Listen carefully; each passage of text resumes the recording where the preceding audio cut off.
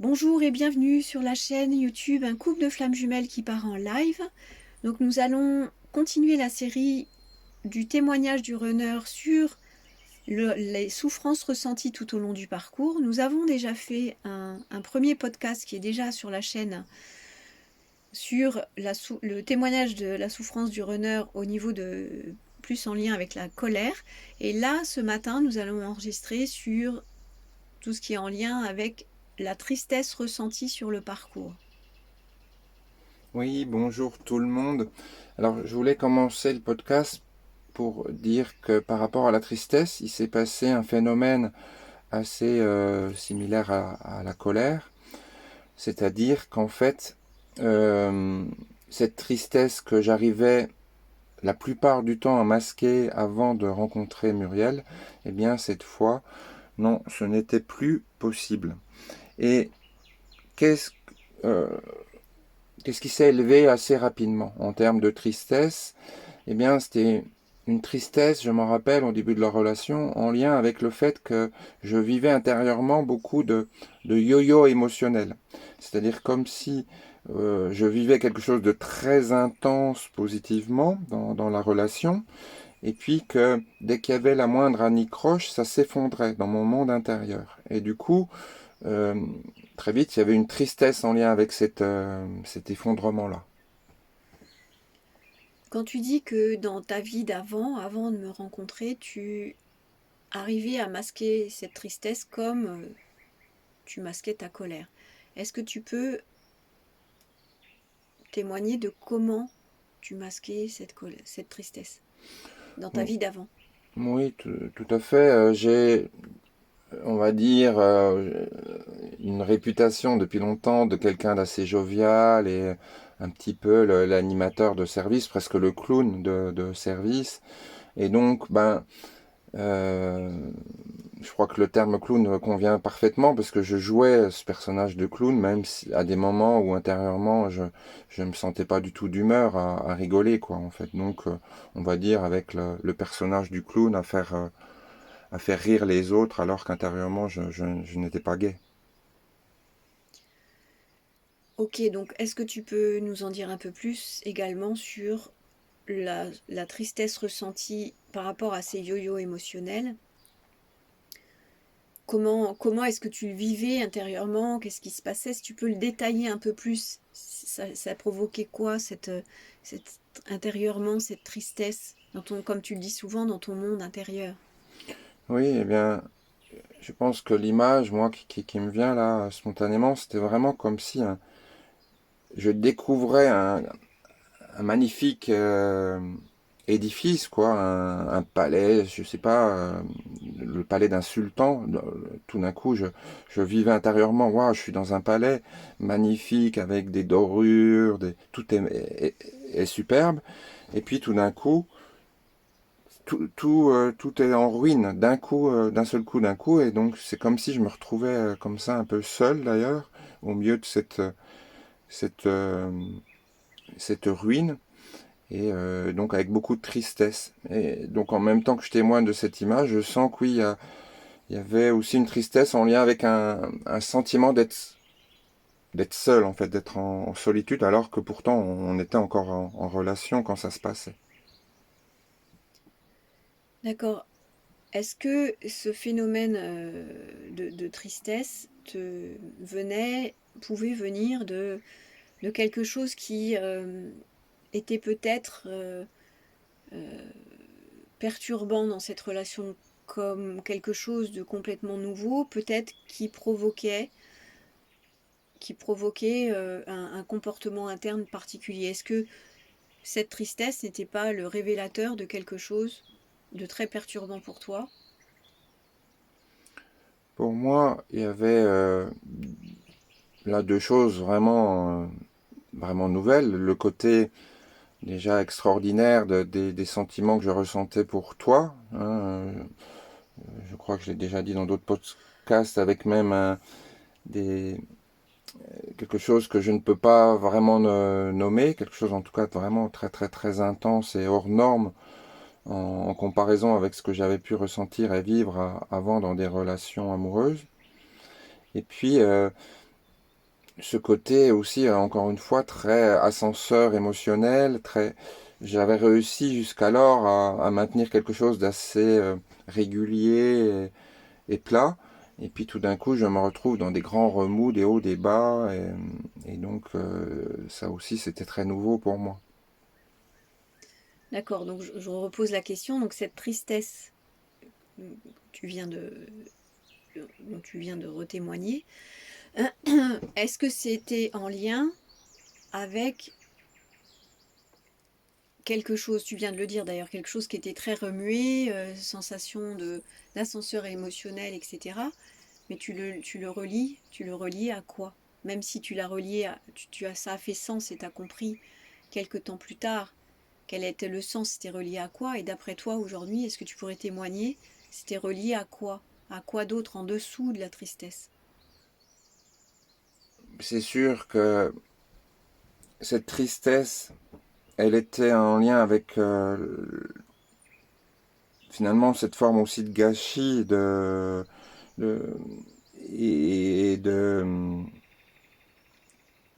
comment dire, de, de mettre à mal la relation, ou que la relation soit mise à mal, on va dire, et donc en lien avec d'énormes peurs, en fait, en lien avec la peur d'être séparé de toi et que ça ne puisse pas le faire, enfin, ouais, une peur de la séparation, en fait.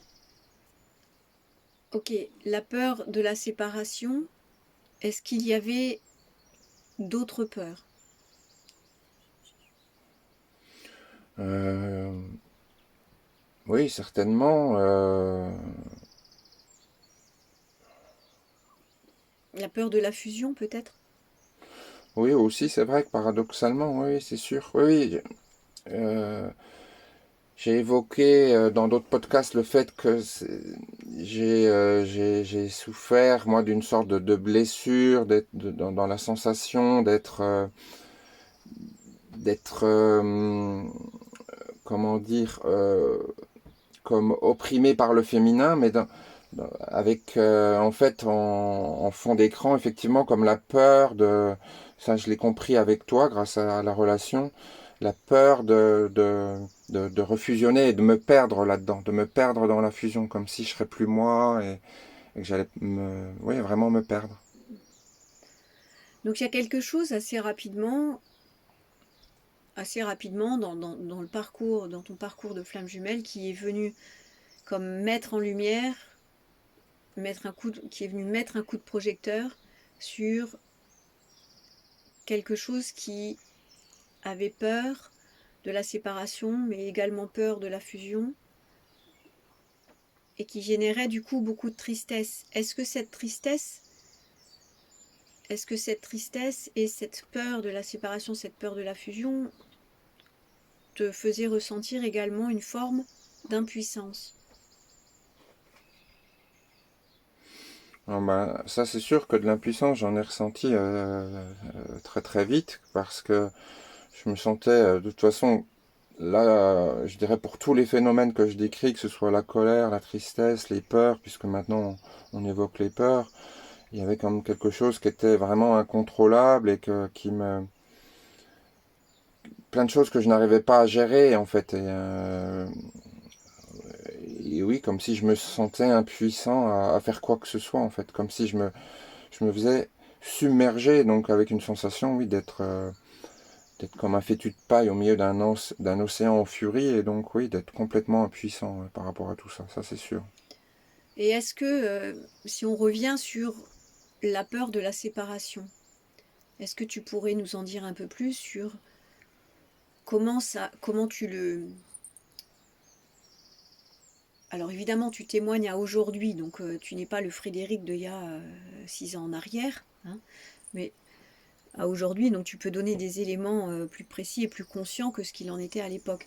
Mais comment est-ce que tu peux décrire cette peur d'être séparé de ta jumelle que tu vivais à cette époque? En dire un peu plus. Ouais. Ce qui est, ce qui était pas facile à l'époque, je me rappelle aussi, et j'invite vraiment les gens à écouter aussi celui sur la colère, parce que il y avait tout un mix en fait de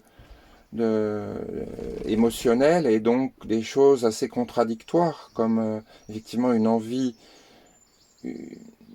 folle d'être en relation avec toi et que un attrait énorme, comme je l'avais jamais vécu, puis en même temps des phénomènes de rejet et de conflits, d'émotions qui venaient barrer tout ça. Et puis là, aussi, comment dire, quelque chose d'assez paradoxal dans cette peur, c'est-à-dire peur d'être séparé, et puis en même temps, comme quelque chose qui me poussait à comment dire, je pense du fait de l'intensité de ce que je vivais, à aller vers une séparation quand même, comme quelque chose qui devenait tellement insupportable par rapport à tous les phénomènes que je viens de décrire intérieurement, que j'allais quand même finalement vers ce dont j'avais le plus peur, quoi. En même temps, tu avais peur d'être séparé Mm. et en même temps, tu avais peur de la fusion.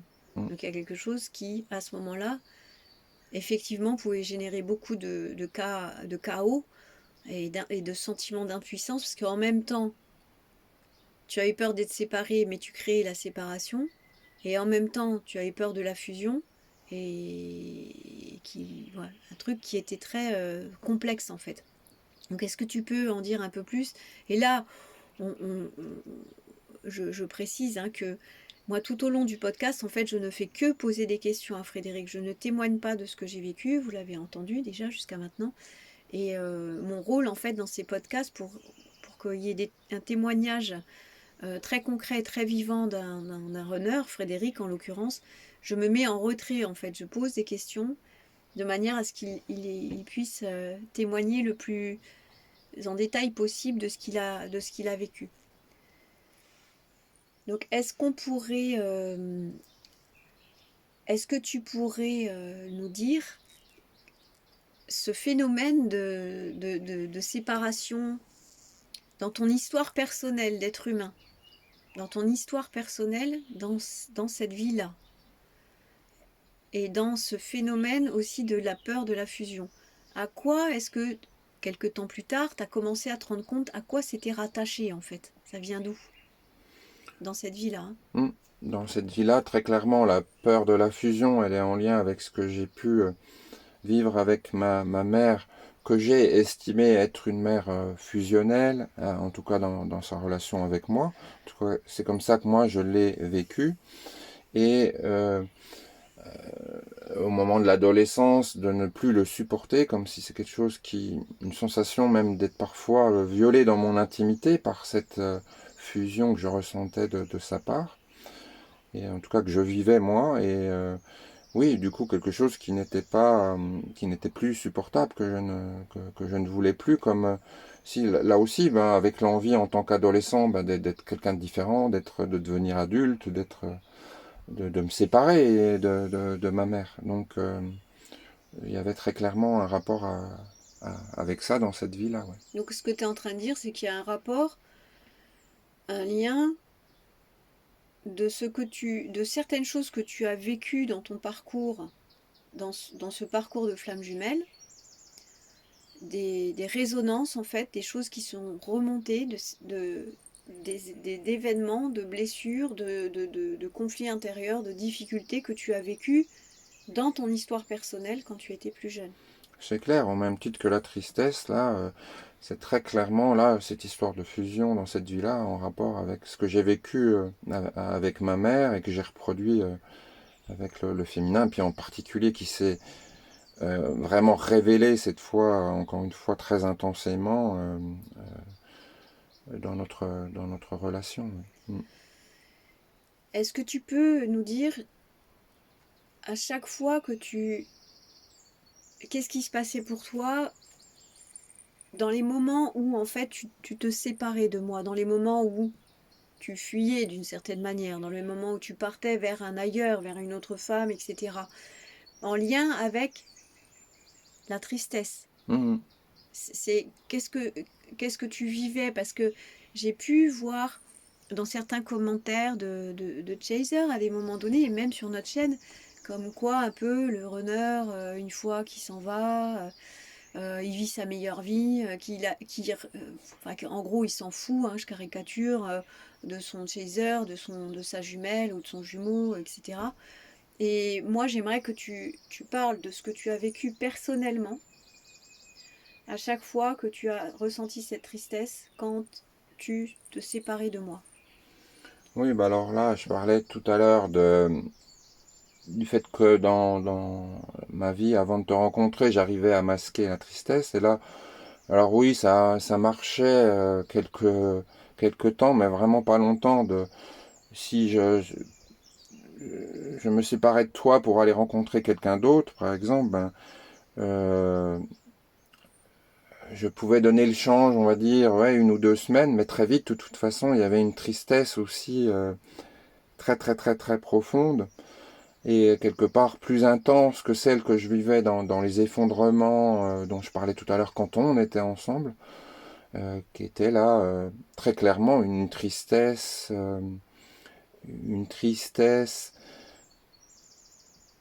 intense et puis qui l'est devenu de plus en plus. En fait, c'est un peu comme si ça aussi s'intensifiait. C'est-à-dire que au début, je pouvais donner le change, mais de moins en moins dans la durée. Et puis, il y a eu, je me rappelle, ce moment où de toute façon, dès qu'on s'est séparés, là, je suis tombé dans une forme de dépression que certains appellent nuit noire de l'âme. En tout cas, une tristesse vraiment abyssale. Oui, là tu es en train de nous dire que tu as vécu de la tristesse, tu ressentais de la tristesse quand tu étais séparé de moi également, parce que le thème d'aujourd'hui sur ce podcast, c'est la tristesse ressentie par le runner. Donc, tu es en train de dire que quand tu étais séparé de moi, tu ressentais de la tristesse. Donc, il y a fait un phénomène de compensation au départ, on va dire une sorte de lune de miel de départ avec une autre, mais très rapidement, en fait, il y avait quelque chose qui était triste à l'intérieur de toi. C'est ce que tu viens de dire. Et j'ai envie de te poser une autre question. C'est, il y a eu des phénomènes récurrents comme ça de séparation qui étaient des fois courtes en termes de temps, des fois un tout petit peu plus longues, mais enfin il y a eu plusieurs séparations. Et puis il y en a une qui a été très longue. Parce que moi, je me suis positionnée à ce moment-là en te disant, c'est fini, je ne veux plus que tu reviennes dans ma vie. C'est voilà, no way. Voilà, une affirmation chez le chaser de c'est fini en fait. Et c'est à ce moment-là que tu as vécu, je pense, ta nuit noire de l'âme, et c'est à ce moment-là que tu as vécu la plus grande des tristesses et le plus longtemps. Est-ce que tu peux nous en dire un peu plus? Oui, ben, c'est clairement celle-là, ce phénomène-là qui a déclenché cette tristesse. Je dis abyssale parce que ça a duré des mois et des mois, je me rappelle très bien, je me disais, mais c'est pas possible en fait de pleurer autant, c'est pas possible. Et je n'en voyais plus la fin, comme un tunnel noir sans fin, et donc le terme quand même me parle un peu. Et euh, comment dire, à ce moment-là, c'était d'ailleurs un... Bon, voilà, il y a beaucoup de choses qui se sont effondrées, mais quand même, là, c'est comme si j'ai perdu mon lieu d'habitation, je me suis retrouvé plus ou moins SDF. À ce moment-là, mes enfants ne me parlaient plus, et certains enfin, ils me parlent d'ailleurs plus non plus depuis. Euh, mais c'est comme si, même ça, c'était secondaire, en fait. C'était un truc de fou, en fait. C'est comme s'il n'y a plus rien vraiment qui me touchait. Ok, il y avait plein d'autres choses qui s'effondraient à la suite, en effet domino, mais c'était ça arrivait pas à la cheville de cette tristesse que je ressentais du fait de notre séparation, quoi. Et ça a été, ouais, ça a été des mois, en fait, un peu d'ermitage, isolé, seul dans ma voiture, à passer énormément, là, pour le coup, de temps seul. Là, j'ai plus du tout ressenti l'envie à ce moment-là de co-penser dans une relation. En fait, je suis resté là plusieurs mois pour une fois vraiment tout seul. Donc oui, il y a quelque chose qui a été vécu au niveau de la tristesse, une tristesse, on va dire, encore plus profonde, plus présente, qui a fait que là, tu n'as pas vécu de phénomène de compensation avec une autre ou même avec des potes, etc. Mm. Voilà, avec des relations extérieures. Mm. Et qu'est-ce qui te... D'après toi, qu'est-ce qui t'a rendu si triste et si intensément triste dans cette période? Alors, il se trouve que, ouais, juste avant, là, je voulais aussi témoigner que il y avait ce qui était dur à ce moment-là, c'est que je me disais, mais donc oui, voilà, quand je suis avec Muriel, je suis triste parce que tout de ce phénomène dont j'ai parlé, là, de ces effondrements à répétition. Et puis là, quand je suis plus avec elle, ben, c'est encore pire. Donc, c'est vrai que je voyais vraiment pas d'issue. Et ça, c'est vraiment dur quand même, hein. Et oui, par rapport à cette tristesse abyssale dont je parlais tout à l'heure, là, pendant cette période de longue séparation,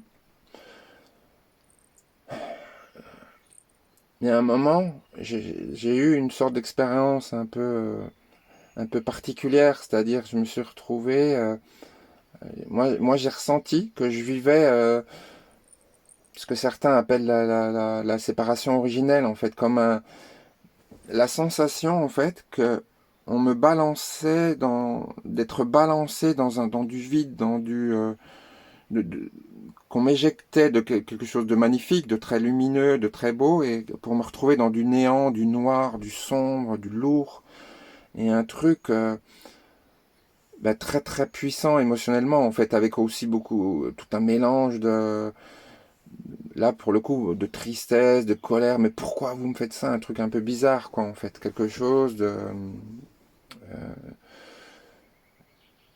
ouais, ouais, hors du commun, en fait. Et est-ce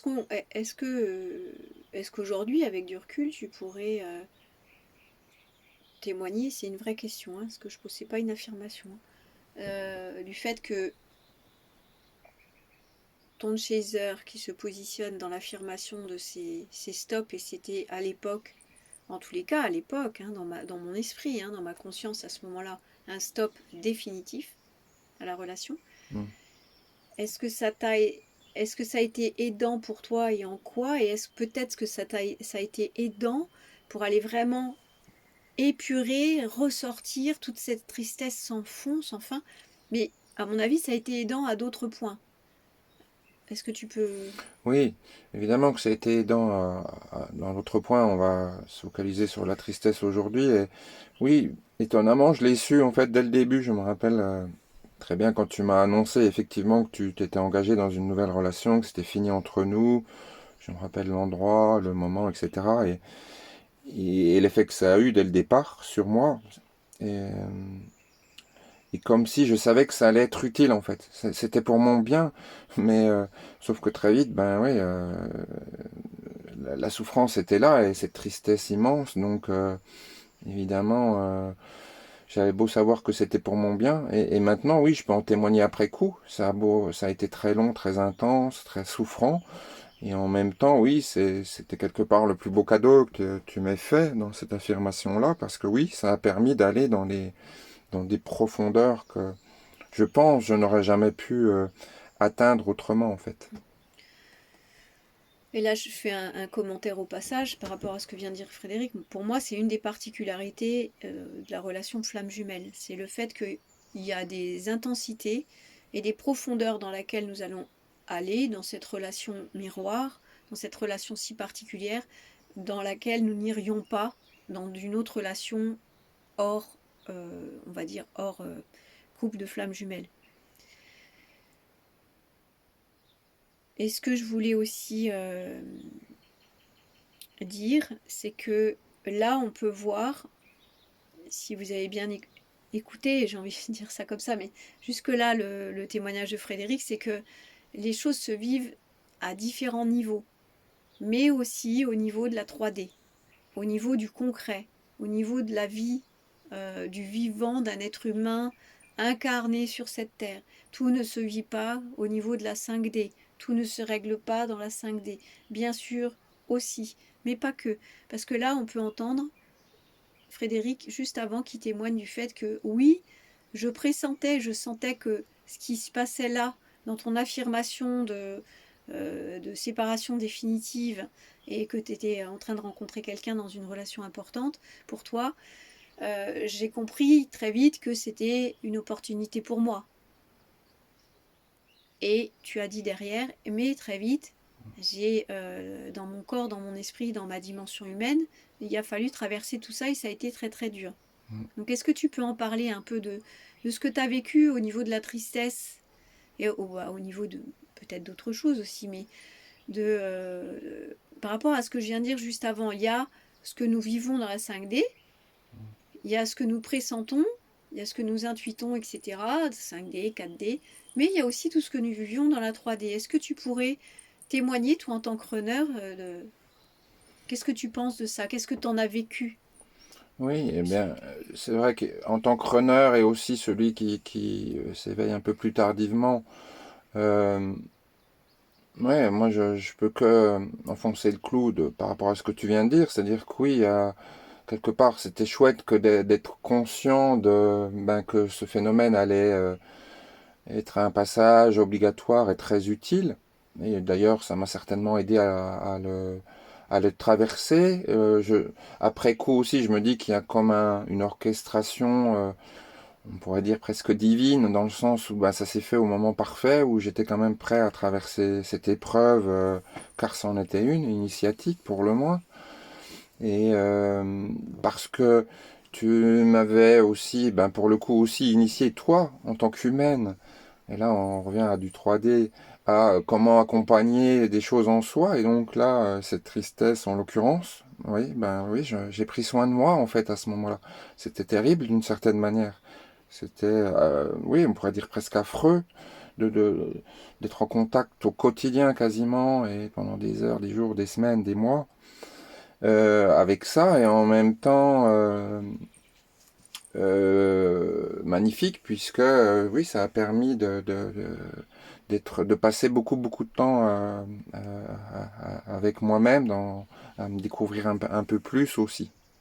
Ok, ben merci hein, pour ton témoignage, hein, Frédéric, hein, et depuis le début de ce podcast, hein, parce que sachez que c'est pas évident de vraiment parler à cœur ouvert de ce qui a été vécu, ressenti intensément, profondément dans ce parcours. Donc voilà, moi en tous les cas, là maintenant, j'avais besoin de te remercier pour tout ce que tu as déjà témoigné hein, dans les minutes précédentes hein, dans ce podcast. Mais j'aimerais avoir ton avis, Frédéric, par rapport au parcours. Alors, il y a en lien avec la tristesse, mais pas que. Par rapport à ce. Je dévie un peu, on va dire, du thème là, hein, là maintenant. C'est qu'est-ce que tu pourrais nous dire en tant que runner, en tant que. De ce que tu as vécu en tant que runner, au niveau de ces dimensions qu'on entend beaucoup parler, 5D, 4D, 3D. Et que la question plus précise que j'ai à te poser, c'est est-ce que, d'après toi, c'est utile de régulièrement descendre dans la 3D pour faire un boulot de terrain dans ton corps de chair et de sang et dans ta psychologie humaine, etc. Est-ce que ça t'a été utile? Est-ce qu'à un moment donné, tu t'es rendu compte, peut-être, que c'était un des passages obligés également dans ce parcours de FJ? Je m'en suis d'autant plus rendu compte que je suis passé avant cette nuit noire et pendant d'ailleurs encore par des quêtes de chercher à transformer ça sur des voies et par des plans subtils, et en fait sans succès, sans résultat. Donc ça aussi, c'est vrai que peut-être que ça a duré longtemps aussi, peut-être à cause de ça. Et donc, avant que j'intègre vraiment que oui, il y a un moment donné, il n'y a pas le choix. Il faut être en contact avec cette dimension humaine, physique aussi, parce que j'ai eu un impact très important physiquement cette année-là, et j'en suis encore impacté d'ailleurs, au niveau de la digestion, de l'estomac, etc. Et donc, oui, sur le plan physique, émotionnel, c'est parce que j'ai été en contact avec cette souffrance-là, dans cette dimension-là 3D d'humain, que il y a des choses que j'ai pu contacter et épurer d'une certaine manière, apaiser, ça c'est sûr. avec des conséquences après sur les plans énergétiques, subtils, et puis des conséquences heureuses évidemment aussi dans notre relation, puisque vous le savez, nous sommes maintenant en réunion depuis plus de 2 ans. Est-ce que d'après toi, on pourrait dire que par rapport à l'expérience que tu as eue en lien avec la tristesse sur différents plans, hein, des choses que tu pressentais, des choses que tu vivais sur des plans plus subtils, énergétiques, des choses qui redescendaient dans la 3D à des moments donnés, dont tu as eu besoin, ça a été nécessaire de t'en occuper, etc., etc. Est-ce qu'on pourrait dire aujourd'hui que c'est des vases communicants, en fait, que quand tu travailles à des moments donnés sur la 3D, ta dimension humaine fait de chair et de sang, de psychologie, de psychisme, etc., ça vient impacter les plans subtils, que quand parfois nous faisons un job sur les plans subtils, ça fait un vase communicant au niveau de la 3D également. Mais est-ce que dans tout ça, il n'y a pas un endroit où il y a plus d'impact dans des vases communicants? Oui, pour moi, en fait, c'est vrai que là, l'exemple de la tristesse est bien pour parler de ça. Je te remercie des questions aussi, moi, maintenant, parce que euh, pour moi, en tant que runner, c'est celui qui a été le plus marquant par rapport à ça. C'est-à-dire que vraiment, je me suis rendu compte que oui, aller de temps en temps sur les plans subtils, c'était comme m'aider à y voir plus clair, avoir des prises de conscience et m'aider à y retourner, en fait, à remettre les mains dans le cambouis, puisque pour moi, il n'y a pas le choix, et c'est ça, spiritualiser la matière, en fait. Ok, à un moment, on capte des choses, mais c'est pas rester là-dedans, il faut bien y aller. Et donc là, pour le coup, j'y suis allé dans cette tristesse, pour le moins, quoi. Donc tu es en train de dire, oui, qu'il y a des choses qu'on peut capter et conscientiser, voire même que ça peut aider sur des plans plus subtils, et que bien sûr, ça fait partie de notre parcours également, mais pas que. Qu'à des moments donnés, il est indispensable de redescendre dans la matière pour pouvoir changer des choses dans ses comportements, dans cette relation de couple à vie, dans ses comportements internes, externes, dans aller apaiser ses blessures pour pouvoir être plus apaisé dans la relation avec sa FJ, etc., etc. Donc il y a un vrai job à faire également dans la 3D. Ouais, tout à fait, et d'autant plus que, ben oui, nous, on est bien placé pour le savoir. Notre relation FJ, on la vit aussi dans la 3D, hein. On fait des choses très concrètes que font tous les autres couples. On a aussi une dimension 3D en tant que couple FJ. Et donc, si on veut que cette relation elle soit aussi possible en tant qu'humain, eh bien, il faut l'un et l'autre. Et là, on est focalisé sur moi. Et donc, comme moi, en l'occurrence, oui, c'est grâce à un travail sur la 3D qu'effectivement, ben, encore une fois, cette réunion-là, elle est possible dans la 3D. Ouais. Donc je pense que pour aujourd'hui, non, j'ai une dernière question. Est-ce qu'aujourd'hui, par rapport au parcours que tu as fait en lien avec la tristesse, ces tristesses ressenties, je le rappelle, surtout en lien avec la séparation, la peur de la fusion, enfin tout ce qu'on a vu là dans le podcast. Est-ce qu'aujourd'hui, tu pourrais dire que tu es encore en contact avec cette tristesse intense? Tristesse intense, non, évidemment que non. Mais en même temps, c'est vrai que je disais, de passer une année quasiment à être sans arrêt en contact avec cette tristesse en soi, oui, ça a amélioré, c'est sûr, ma relation avec moi-même et avec des fois les parties de moi qui peuvent être un peu tristes, mais alors là, ouais, non, dans l'intensité, ça fait un bout de temps maintenant que je n'ai pas ressenti cette intensité que j'ai ressentie en 2018. Hmm. Et dernière question, peut-être la toute dernière. Euh, C'était comme en fait cette tristesse ressentie toute une partie du parcours. En fait, elle a été vachement utile en fait. C'est une vraie question hein, encore que je te Ah, pose. ah oui, bien sûr. Euh, Ne serait-ce que donc toutes les prises de conscience qu'on vient de vous partager, le travail d'épuration dont je n'étais même pas conscient puisque j'avais bien réussi à le masquer dans cette vie-là, d'être et puis on l'a vu aussi et on en reparlera, je pense, dans un podcast spécifique sur les peurs. Oui, tout ce que ça a permis de dévoiler derrière, les peurs de séparation, etc., etc. Ouais. Mm. Nous arrivons à la fin de ce podcast. Je vous souhaite une bonne continuation et à très vite. Oui, alors on s'est remerciés l'un et l'autre tout à l'heure, Muriel et moi, et j'avais envie aussi pour finir de vous remercier à nouveau de vos commentaires, de votre soutien, abonnement, etc. Et à très bientôt pour le prochain podcast.